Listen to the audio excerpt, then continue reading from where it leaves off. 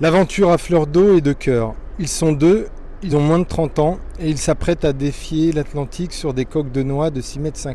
Mais pour Sébastien et Hugues, la performance sportive ne suffit plus.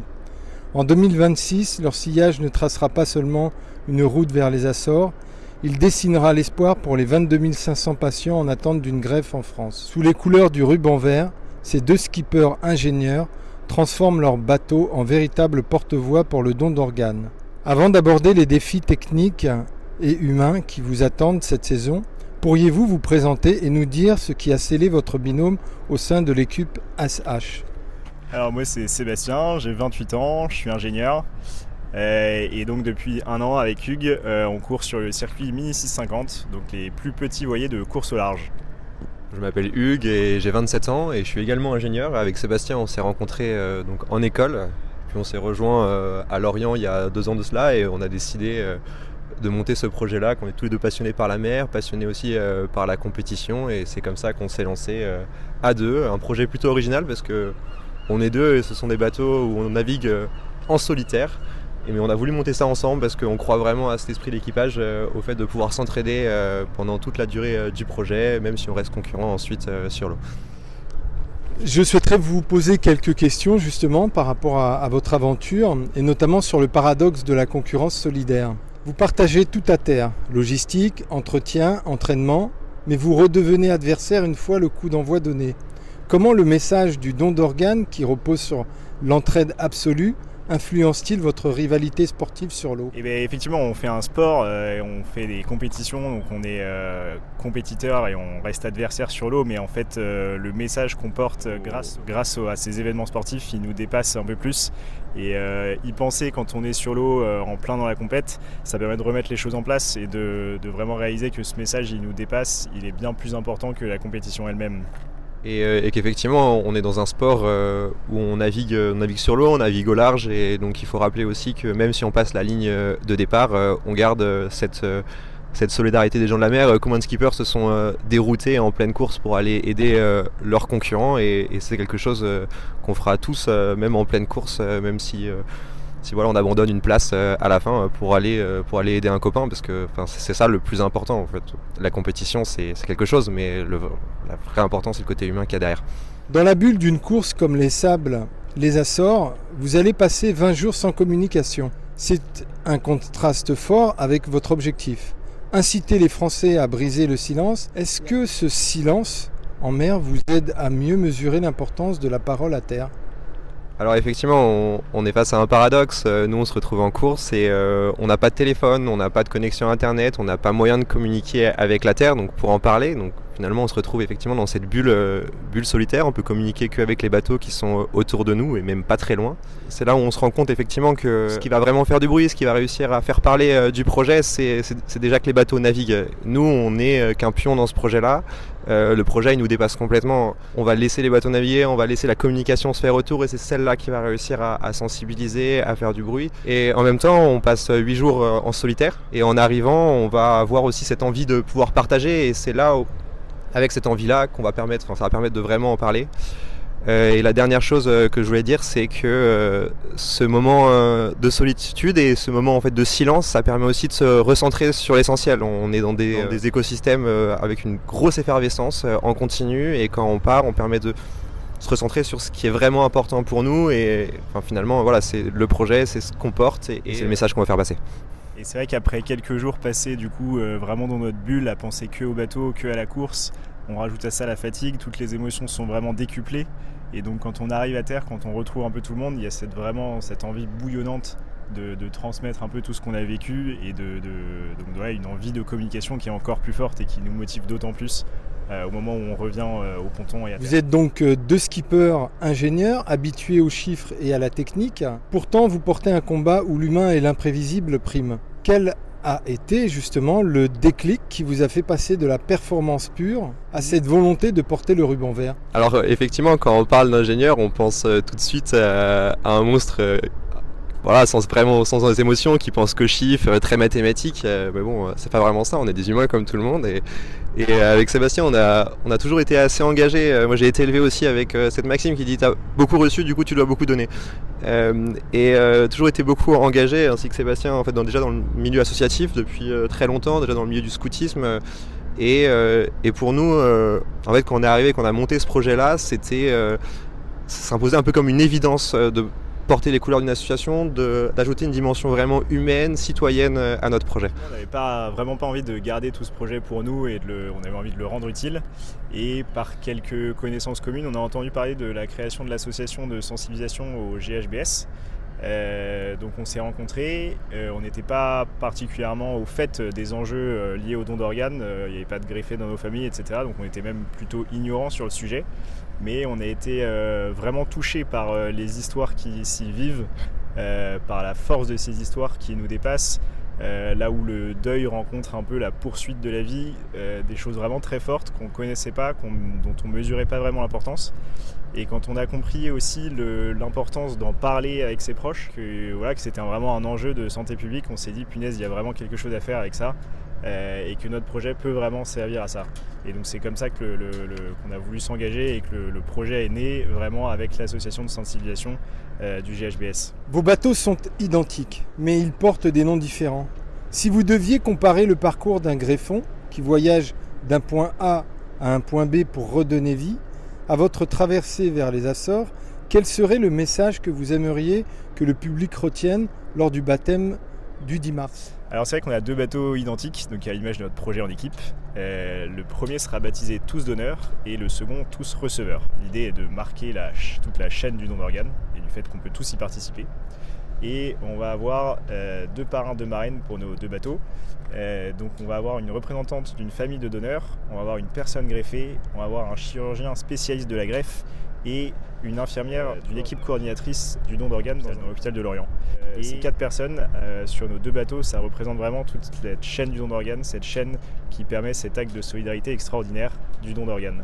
Et donc c'est ce message-là qu'on a envie de porter sur notre course jusqu'aux Açores. On sait qu'on arrivera à rallier les Açores parce qu'on aura réussi à mener ce projet en équipe depuis un peu cette force du collectif qu'on a envie de partager et de mettre en parallèle de cet acte de solidarité qu'est le don d'organes. Eu égard à vos proches, comment ils perçoivent cette aventure ? De mon côté, c'est quelque chose que mes proches ne connaissent pas. Ils savent que ça existe, la greffe, ils savent que c'est quelque chose qui peut se faire, mais qui a un vrai enjeu de sensibilisation derrière, ça leur est complètement inconnu. Et ça moi ça m'a vraiment donné envie de militer pour ça, de me sensibiliser pour le don d'organes, parce que je me suis vraiment rendu compte que c'était quelque chose de méconnu et de très important et qui touche vraiment tout le monde. Et c'est assez extraordinaire de voir que nos courses qui passionnent un peu, qui sont des aventures, que ces événements-là puissent être des occasions de parler d'un sujet extrêmement fort, c'est vraiment chouette. Je pense que c'est surtout qu'on ne s'était pas vraiment posé la question. Maintenant, effectivement, on sait qu'on n'aurait aucun problème et qu'on serait même tout à fait pour donner nos organes si ça devait arriver. Et qu'on a envie que les gens autour de nous puissent se la poser et exprimer la volonté auprès de leurs proches. Effectivement, comme dit Sébastien, c'est une question que je m'étais jamais posée. Et aujourd'hui, quand on sait qu'on peut sauver presque à 7 personnes simplement en donnant ses organes, on se dit que c'est une chaîne de la vie qui est quand même magnifique. Donc moi, bien évidemment, c'est quelque chose, j'en ai parlé à mes proches. Si un jour ça doit arriver, j'espère que je pourrais les donner. Comment avez-vous construit cet écosystème ? Effectivement, le projet est né avec l'association de sensibilisation de l'hôpital de Lorient. Et ensuite, il y a des mécènes qui nous ont rejoints pour rendre tout ce projet possible. Et je pense notamment du coup à IGL, l'Institut Georges Lopez, qui nous accompagne, qui a plus son logo à côté du ruban vert. C'est une société qui conçoit et fabrique des solutions de préservation d'organes, donc qui sont essentielles pour augmenter la durée de vie des greffons et maximiser les chances de réussite des transplantations. Et ensuite, il y a la société Okairo, une start-up parisienne qui développe un logiciel de suivi des patients transplantés et atteints de maladies chroniques, avec des algorithmes assez poussés, des algorithmes prédictifs, qui aident au suivi des patients.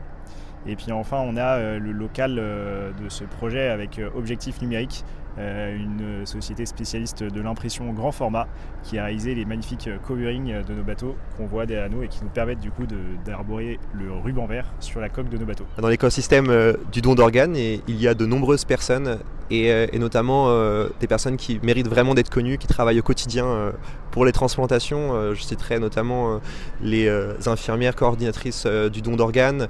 On va avoir les personnes qui vont agir dans la transplantation, toutes celles qui vont sensibiliser et qui font un travail formidable au quotidien, et des personnes avec qui on travaille pour sensibiliser et pour monter ce projet. Et la porte est encore ouverte, on n'a pas encore bouclé le budget pour cette saison, donc si vous connaissez, si vous voulez être mécène, si vous connaissez des mécènes ou des sponsors qui veulent rejoindre l'aventure, n'hésitez pas. Si vous aviez quelque chose à ajouter, ça serait quoi ? Le message essentiel de sensibilisation au don d'organes, de pouvoir exprimer la volonté auprès de ses proches pour faciliter le choix lorsque le moment doit se présenter, avec un seul slogan, entre proches, on se le dit. C'est en y pensant, en fait c'est un sujet qui nous touche tous. Pour la plupart des personnes on n'y pense pas, mais le jour où ça arrive, c'est déjà trop tard. En fait la mort d'un proche c'est un triste événement mais qui arrive.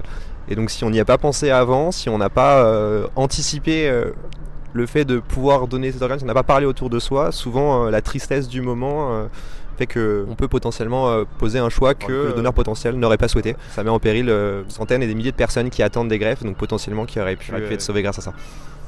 Un cap solidaire à tenir au-delà des miles parcourus et des trophées, c'est bien cette capacité à susciter la discussion dans le cercle familial qui sera le véritable baromètre du succès de cette saison 2026. En reliant Lorient aux Açores, Sébastien et Hugues nous rappellent qu'en mer, comme dans la vie, la solidarité est le plus sûr des ancrages. Un projet où chaque virement de bord devient une invitation à la vie et chaque escale une occasion de rendre hommage à la générosité des donneurs. Pour suivre leur épopée ou soutenir leur message, nous vous donnons rendez-vous sur leur site et notamment pour le baptême officiel des bateaux.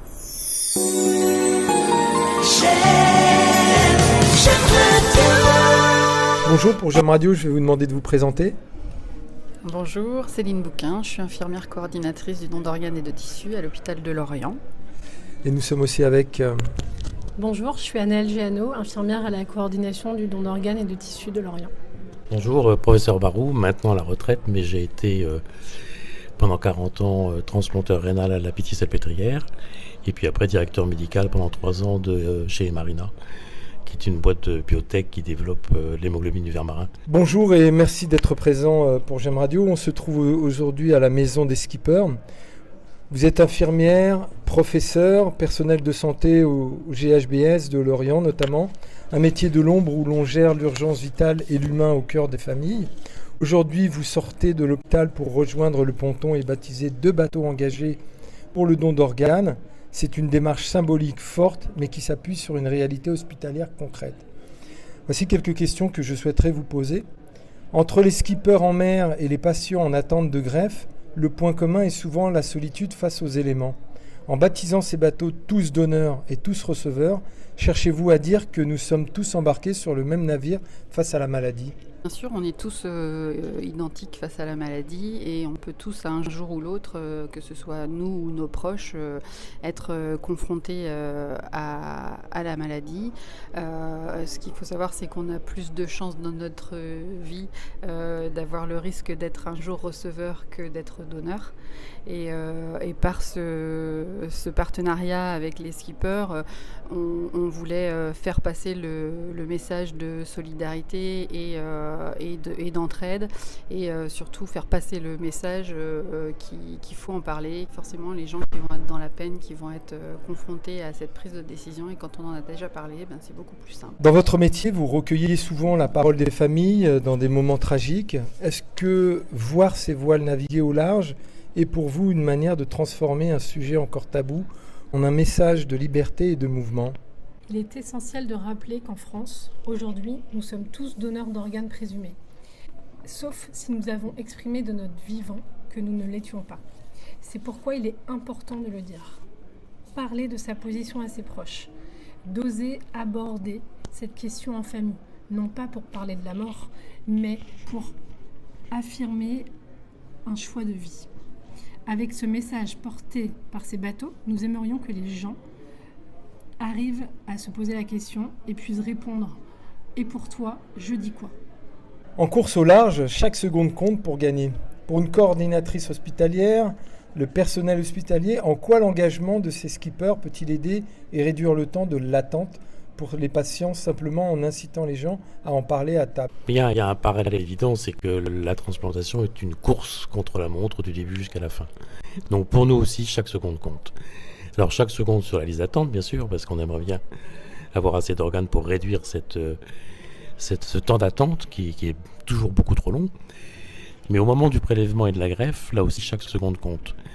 Parce que les organes vont être déconnectés de la circulation et vont subir ce qu'on appelle une ischémie reperfusion. C'est un mot très barbare. Ischémie, ça veut dire que l'organe n'est plus vascularisé. Et quand on va le reperfuser, eh bien, paradoxalement, il va s'aggraver dans un premier temps. Et plus le temps entre le donneur et le receveur est court, et moins ces lésions sont importantes. Donc pour nous, c'est la course en permanence. Et donc il faut qu'on ait des équipes super entraînées, qui se connaissent parfaitement, qui connaissent leur boulot sur le bout des doigts, et qui sont capables de le faire à toute vitesse, car chaque seconde compte, comme en mer. Au-delà de la symbolique de ces bateaux, tous donneurs et tous receveurs, parlons des chiffres. À l'échelle du groupe hospitalier Bretagne Sud, observe-t-on toujours cet écart critique entre le nombre de donneurs potentiels et les besoins réels de greffe? Première question. Et enfin, en 2026, quel est le principal frein que vous rencontrez sur le terrain lorientais? Est-ce encore le manque d'information des familles ou une opposition qui reste statistiquement trop élevée par rapport à la moyenne nationale? C'est vrai que c'est pas à l'échelle du GHBS, c'est parce que c'est une problématique nationale et c'est pas un établissement qui a des chiffres différents d'un autre établissement, parce que c'est une problématique vraiment nationale. Ce qu'il faut savoir, c'est qu'il y a quand même 23 000 personnes qui sont encore en liste d'attente au 1er janvier 2026 et que chaque jour, il y a 3 personnes qui décèdent faute d'accès à la greffe. Et donc la sensibilisation reste l'élément le plus porteur pour diminuer ce taux de refus. Et le frein essentiel à ce taux de refus, c'est la communication. C'est lorsque l'on aborde les familles, qu'elles n'en ont pas parlé entre eux, qu'elles ne connaissent pas la volonté de leur défunt, eh ben on s'engage moins sur la démarche parce qu'on a peur de prendre une mauvaise décision. Donc du coup, le taux de refus et le frein essentiel sur ce taux de refus est essentiellement la méconnaissance de la volonté du défunt. Le message des bateaux, c'est entre proches, on se le dit. Et ça, je crois qu'on ne le répétera jamais, mais c'est vraiment un message important pour nous. Si grâce au message que véhiculent les bateaux, les familles qui vont se déplacer pour voir les courses en rentrant chez elles peuvent discuter entre elles de la position de chacun, on aura gagné notre pari avec ce projet. Si vous aviez quelque chose à ajouter, ça serait quoi? C'est un sujet permanent. Ça fait donc quasiment 45 ans que je m'occupe de ça. C'est toujours la même question. Donc en fait, c'est tout le temps être sur la brèche, diffuser ce message, former les gens. C'est d'ailleurs pour ça que j'ai créé en 2009 une école qu'on appelle l'école francophone de prélèvement multi-organes, pour que le geste chirurgical soit techniquement parfait. Donc c'est sans arrêt, il faut jamais baisser les bras. Votre phrase fétiche? Et pour toi, je dis quoi? Merci à vous. On comprend que si la course au large est une épreuve d'endurance, le parcours des patients en attente de greffe l'est tout autant. Nous étions donc à la maison des skippers pour ce baptême qui, nous l'espérons, donnera un vent favorable à cette cause essentielle. Le message est clair, en mer comme à terre, la solidarité sauve des vies. Merci beaucoup pour GEM Radio.